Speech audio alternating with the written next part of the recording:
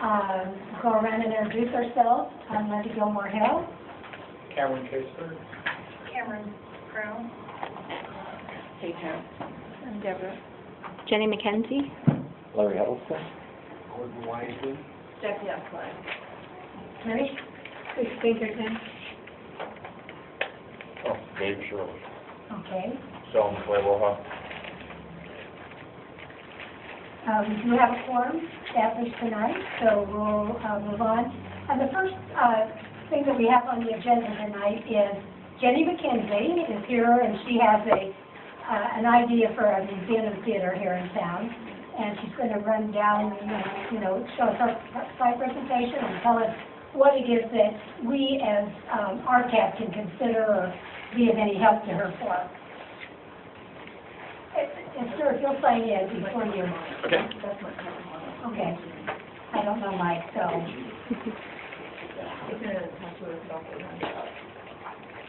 Yeah. All right. So Jenny, the floor is yours. Okay, thank you. Good afternoon, everyone. My name is Jenny McKenzie. I want to thank Cameron and Linda for meeting with me a couple of weeks ago and for allowing me to share my ideas with the Commission. I've been working for about a year on several projects aimed at bringing cultural and artistic opportunities to families in Central Oregon. I'd like to provide you all with some background information on me and what has led me to this current passion. I grew up in Portland. I have a Bachelor of Science degree in Human Development. I spent much of my early 20s working with families of special needs children through Portland Public Schools and also in the field of juvenile justice. Needing a break from the emotional demands of that line of work, I joined my father, brother, and uncles in the family business. I spent several years working with overseas factories importing components for our manufacturing company. This led to a sales position, which I traveled the country marketing my grandfather's patented invention, the no-drip Colt gun. It was hysterical. I went to hardware shows all over the country in a holster with Colt guns on the side of them, and they did not drip. After having twins in 2001, I moved here to Central Oregon to raise my family, provide them with the kind of childhood I didn't feel like they could receive in a big city like Portland. I bought a FedEx ground route. We were independent contractors with FedEx. I owned the trucks, hired the drivers, I managed all the finances, ultimately doubled the route and sold the route for double what I paid for it in under 2 years. I used some of the proceeds to purchase a startup franchise here in Deschutes County called Stretch and Grow. It's a preschool fitness curriculum that's taught on-site in preschools and daycares.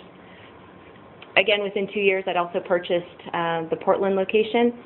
I had a staff of coaches providing exercising education to thousands of happy kids throughout Deschutes and Multnomah counties. I sold the Portland territory for twice what I paid for it and stopped teaching classes in Deschutes County in 2009 when the economy forced many of my clients out of business, and those who remained able to continue providing child care could no longer afford to pay for my services. Throughout the years that I owned Stretch and Grow, I partnered with Working Wonders Children's Museum on several projects, including donating my time and services to redesign their Busybodies exhibit. I taught classes for school field trips on site in the museum. Within a month of putting Stretch and Grow on hold, in 2009, I was offered and accepted the position with Working Wonders as their Education and Outreach Director.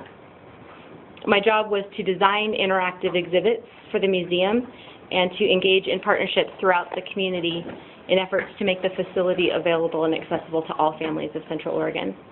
Unfortunately, Working Wonders closed their doors due to inadequate funding. I've spent the last 3 years researching why Working Wonders failed and why other children's museums across the nation have stayed open. This, if you guys would like to take a look at this. Let me go ahead and just start it. This is the Please Touch Children's Museum in Philadelphia, Pennsylvania. I had the opportunity to visit Please Touch Children's Museum in May of 2011. This children's museum opened in 1976 and 3 years ago moved into this facility. This is Memorial Hall. It's a 33,000 square foot historic building. They've never closed their doors since 1976. When they moved into this building 3 years ago, the building was falling apart. It was ready to be destroyed. Originally, this was built in 1876 to house the art exhibit for the centennial celebration. They saved this building. In addition to saving their building, their admissions tripled. They went from about 100,000 people a year to 350,000 a year in under a year, just by moving into this building.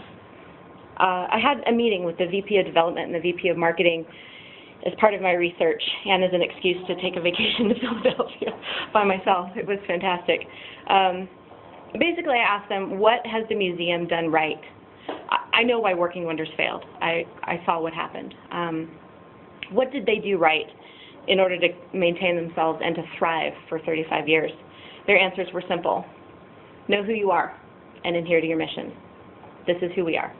This is where we are. Second, create independent, sustainable, revenue-generating resources to supplement admission and membership.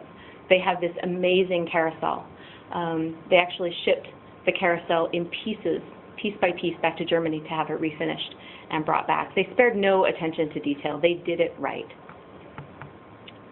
And their third and final bit of advice for me was to have events and programs that keep people coming in the doors for as many hours as possible.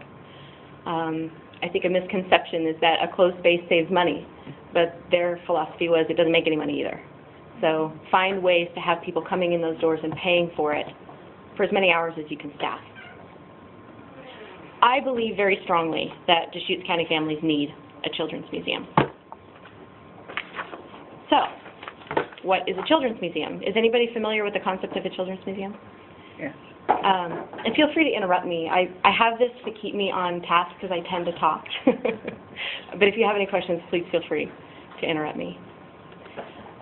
A children's museum. This is actually a picture of one of the exhibits inside the Please Touch Children's Museum. Children's museums engage children through play to think critically and creatively. According to the Association of children's museums help children develop essential foundational skills. They respect childhood. They light a creative spark for discovery and lifelong learning. They are environments where families connect in meaningful ways. They serve as town squares and build social capital. They are uniquely positioned to help reverse stigma and discrimination. They strengthen community resources to educate and care for children, and they contribute to local economies to reduce economic barriers. A children's museum looks very different than a museum. The reason that Please Touch is called Please Touch, it is hands-on, it is messy, it is exploratory, it is creative, it's exciting. There's a lot of art and discovery and creativity, which is one of the many reasons why I wanted to present this idea to this commission. According to the Downtown Urban Renewal Plan, this is my family, by the way. My partner has been a firefighter with Sun River for 18 years, and those are our 6 children. They are all here in the Redmond School District. Families are the main context of learning for most people. Learning within the family is usually more lasting and influential than any other. Family life provides a foundation and context for all learning. Again, according to the Downtown Redmond Urban Renewal Plan, which I've pored over, Redmond is a family town, as evidenced by the high proportion of children and youth under age 20. Approximately 50% of Redmond's population's formal education stops after high school. And in my experience, the downtown core provides little or no education or family entertainment opportunities. There's a fabulous bookstore, Plano Bookstore, which my children and I have a wonderful time in. Lots of great restaurants, but nothing like this. Many local residents will drive to Bend for concerts and plays, even movies, and we have a movie theater here. People are looking for an experience, not just a movie. Music, art, drama, learning through play are no longer offered in a consistent and meaningful way in our schools. Parents are thirsty for more options to provide for their children, and the next generation of Redmond residents need a variety of cultural experiences to expand and develop their creativity, ingenuity, and depth. Our kids are our future leaders. They're the ones that are going to continue on the urban renewal plan, and we need to lay a foundation for them to lead them towards a diverse, vibrant, and sustainable future here in Redmond. So, my research has concluded that although we need a children's museum, due to our city's population and the narrow focus of a children's museum, one cannot sustain itself here in this market. That was really disappointing to discover after all this time researching. But families must have opportunities to expand their knowledge base and must have access to diverse learning experiences. So I continued my research, but I spent more time on my family, full-time stay-at-home mom. I was the chairperson of the Tom McCall Elementary's movie night. That is going to be on my resume. That was a wonderful experience. We played a newly released DVD on our school's computer system in the gymnasium.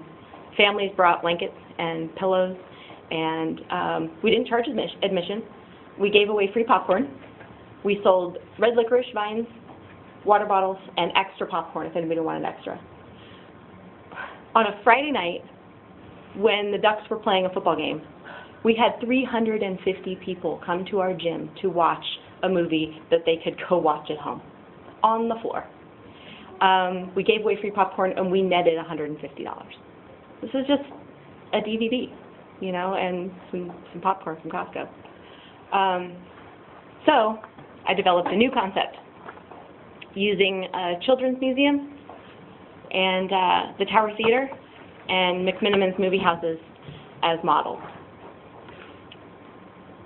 My mission for this project is to rejuvenate a historic landmark in downtown Redmond, creating a theater to engage the community in experiences that comprise of artistic, cultural, and educational elements. We want to create a place for our community to dream, play, learn, escape, and commune. Using music, film, visual arts, performing arts history, and the power of play, we plan to reach new heights of interest and delve into the depths of character of Central Oregon. A children's museum can't sustain itself here, but a theater, I think, can. We want to become a model of excellence in the community, inspiring learning and cultivating connections to each other in the world using history, music, film, the arts, science, and the power of play.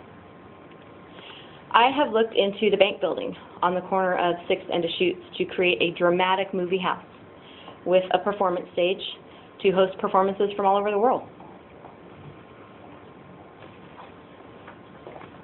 I have plans to renovate the building so that the building itself will serve as an exhibit to experience first-class architecture and design.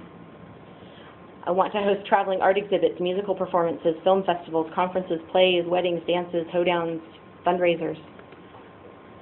On the left is the interior of the building today. On the right is my vision. By designing the finished work to reflect the architecture of the 1920s, creating an elegant ballroom for a variety of events, Vault Theater will put Redmond on the swanky cultural map. I haven't found anywhere here in Central Oregon that I would have my own wedding reception. I want something really fancy for us to really be an example for who we are. I mean, this building was built in 1919. It's a majestic building, but it's a brick shell. It's been sitting vacant for 3 years. The first time I went inside, there were dead pigeons on the floor, covered in pigeon poo. It has no heat, no air, no water, no plumbing, no electrical system, and frankly, no charm. It's sad. It's very sad. The building requires about $250,000 just to renovate it into a vanilla shell. This is what it looks like right now. This is in the middle of downtown. This is right in front of your amazing sculpture that you have of that running horse, right there by the gate. And this is what it looks like inside. It's sad. $250,000 on somebody else's building just to bring it up to code, just to put in a furnace. It's prevented me from being able to move forward. I've looked at other sites in the downtown core, and I'm presented with the same problem. This is the other building I looked at. Even to have a fundraiser, even just to begin. Before I can create anything of significance, the renovation costs of the facilities available are prohibitive. I've tried establishing a nonprofit board to begin fundraising, but the daunting task of renovating a building that belongs to someone else is not an attractive project. But there's good news. I'm not a quitter. And I found an opportunity to fast-track the concept. It's a rare opportunity that can test the community's interest in traveling, family-friendly, cultural, and artistic exhibits. I'm in negotiations with OMSI right now to bring 3 of their traveling exhibits to Central Oregon. Welcome to animation. Enter the exciting and visually rich world of animation, a highly interactive traveling exhibit that brings together art, math, science, and technology. I would like to bring these exhibits here to Central Oregon to use as a fundraising opportunity to begin developing fundraising opportunities to finish my theater. This is something that they have done, packaged, ready to go. OMSI books out their exhibits for several years at an extraordinary cost. There just so happens to be a gap in their bookings right now. Due to cancellation, my inquiries into the idea were perfectly timed. A lot of divine intervention on that one.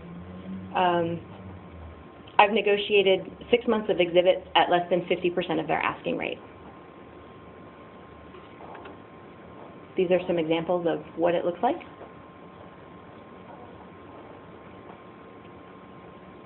Do you have a site at this time for something like this? I do. That's my very last slide. I'm presenting this opportunity to this commission because I would really like to keep this opportunity here in Redmond. There is interest throughout the county. I've been approached by Deschutes County Library, the assistant director of the Deschutes County Library, to assist them in remodeling the Redmond Library. They would like me to design some children's museum-like exhibits for the Redmond Library.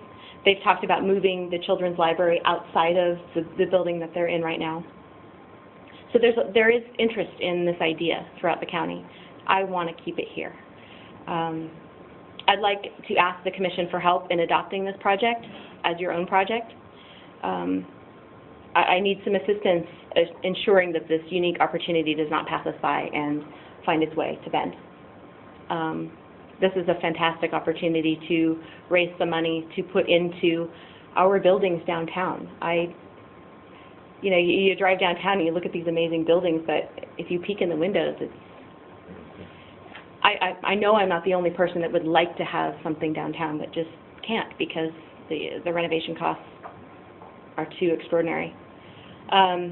We would have exhibits running from June through December 2012, which gives me 3 months, which is not enough time to establish my own 501c3, which is why I'm coming to you. There are grant opportunities available, but not to renovate somebody else's building, not to start up something that might happen, not to design something that is in my head. This is done. This is packaged, ready to go, and it's sold to children's museums throughout the nation, except for this little window. And I'm grateful that I found it. I believe that with the support of the Commission and the City of Redmond, these exhibits will draw patrons from all over Central Oregon. These exhibits specifically are designed for grades K through 8. There are 2 other exhibits that I don't have slides of here. The first one is Eat Well, Play Well. Those are designed for kids much younger, preschool age. And the other one is Moneyville, which looks actually very similar to some of these. But they're banks, and they teach kids all about money. And again, those are maybe age 4 to 10. And then this one is K through 8. Where are we here? So this particular exhibit is over 30 exhibits. Hands-on interactives, audio, video components, computer-based activities, graphic panels, text, blah, blah, blah, blah, blah. Starting in June, we would have the Moneyville and the Eat Well, Play Well at the same time. And then September through December is when animation would come, which coincides perfectly with school starting, field trips. I think that the school district would be very excited to have a piece of OMSI here locally. So here's what we need. 6,000 to 7,000 square feet. For the summer, we need about 2,000 to 2,500 square feet. These are the minimums for the building. Obviously, there aren't a lot of places here in town that are ready for this. And my idea, I don't even know if they're ready either, but this is where I think we should go. This is the gymnasium at the Evergreen School, right up the street. I think that it is a fantastic opportunity to test market my idea. And it's right here in front of us right now. What OMSI needs is $24,000 down. I've negotiated that the balance would come as a percentage of the proceeds. Of course, we need some staffing, but I'm looking around at all these people that showed up tonight, and I think you guys could hang out there and give tours here and there, right? I think there's a lot of volunteer opportunities as well. I also have connections up at COCC for internship opportunities with their early childhood education program. Yeah, is it going to cost money? Sure. Do I have any? No. That's pretty easy. But I think that I've run the numbers, and without grants, with ticket prices at $10 a piece for 6 months, we could break even. I think with the support of the Commission, there are some grants available. The Oregon Cultural Trust has a grant available, and the Oregon Arts Commission has 2 grants that are available. This is bringing a package deal: arts, culture, education opportunities, bringing it here to us. So that is my idea, and I would really love to answer any questions. And when you and I spoke and Cameron spoke, we did say we don't have any money. Yeah, absolutely. And we're running our own campaign on trying to raise money for our around the clock gallery that we have going and all too. So do you have anybody that's willing to invest this and help you get started with this $24,000? I do. I'm really hoping that the Evergreen building would be an option. In running the numbers, paying $5,000 a month for 6 months to house this is prohibitive. I think that with the grant, with some of the grant opportunities available, and of course we are going to be charging admission for 6 months. And OMSI also has offered to help write some grants. They need to book this. They need to be able to prove to their board that traveling exhibits make money. If they have a gap in their schedule, they don't look very good either. They want to help us, and they have some opportunities. I do have some opportunity for the down payment, and so I'm just looking for community support. I certainly did not come here asking for hard cash. I know better than that. Partnering with the city and partnering with an established 501c3 is really what I'm looking for. I don't have time to do this by June on my own, to create a board. I have some members of the community here that are here in support that I've spoken with that have really helped me to formulate these ideas and to fine-tune it. John Stark over at Ready has been spectacular. I've met with Heather once. The last meeting we had, I unfortunately threw out my back in the middle of the pasture and didn't get to meet with her, but there's interest here, and it seems like everyone that I talk to, yourselves included, because that's when I brought up the idea of OMSI, it's getting me just a little bit closer. And so I've kind of reached the limit of where I can go with this without the community support. So I'm here to accept any ideas or offers of support or assistance, not strictly money, of course. And as Cameron mentioned, we don't have our foundation 501c3 at this time. Oh, I did not know that. Yeah. Oh, well then never mind. Yeah, that's in progress for us. Okay. The only 501c3 we have to work with is the municipality of Ready. So, probably there's we're talking about 2 different kinds of 501c3. Right. So we need to make this work for you. All right, Heather? Is that how it works? Yes. Yeah, okay. Yes. You said there's an animation and a nutrition. Mm-hmm. and a banking. Correct. Okay. My suggestion, of course, is always to look at who in the community provides those kind of services and to target them. So with animation, you say, well, there isn't anywhere local, but there's a big national one called Walt Disney. What's wrong with approaching them? Absolutely, and those kinds of sponsorships are certainly things that I've looked at. Looking at U.S. Bank to sponsor, maybe they pay our electric bill for a month. Those kinds of sponsorships. The animation was designed and created by the Cartoon Network in partnership with OMSI. OMSI has a lot of creative suggestions for support for this project. What was I going to say? So 24,000, 50%? 24,000 is 20%. Moneyville originally books at $100,000 for 3 months. Negotiated them down to 75 on that one. Animation is usually $100,000. Negotiated down to 75,000. That includes $15,000 worth of shipping. Moneyville is usually 30,000 plus $5,000 for shipping. I've gotten them to commit to us for that at 17.5. And Eat Well, Play Well, I'm still negotiating that maybe they'll just throw that in for us because it's only about 500 square feet. So, Redmond School District also has a foundation. Have you approached them? I have not.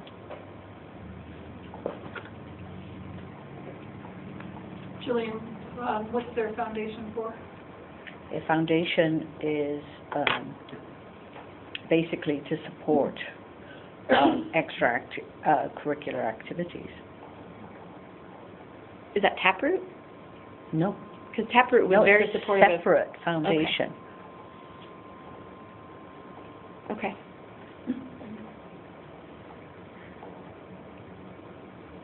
Any other questions? I just have to say, who are you? I'm just a mom. I'm amazed and impressed. It's a passion. It really is. I think it's something that is so valuable to this community after being a part of something like that and seeing the benefits of it.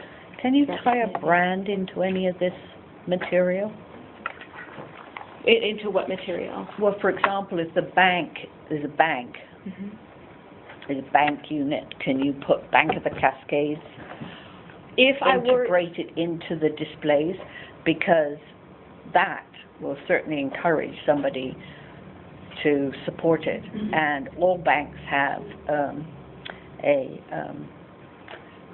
requirement to donate to community activities. Right. All banks. If I was designing this exhibit myself, I would have the opportunity to do that, but OMSI has already designed and created the signage and everything else for this.